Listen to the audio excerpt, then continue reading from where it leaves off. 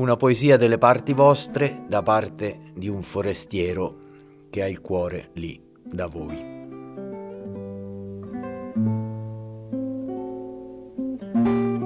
I volesse trova pace, ma una pace senza morte, una miezza a tante porte sarapesse per campà.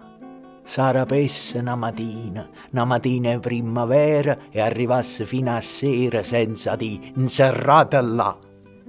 Senza sentire più a gente che ti dice io faccio, io dico, senza sentire l'amica che ti viene a consigliare, senza sentire la famiglia che ti dice ma che fatta, senza scendere più a patto con la coscienza e la dignità, senza leggere un giornale, a notizia impressionante che è un guai per tutto quanto e non tiene che ci fa. Senza sentire un dottore che ti spiega la malattia, la ricetta in farmacia, l'onorario che ha pavà.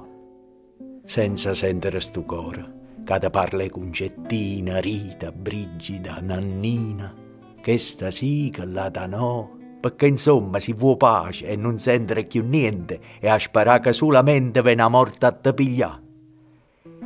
Io volesse trovare pace, ma una pace senza morte, una miezza a tante porte, sarapesse per campà.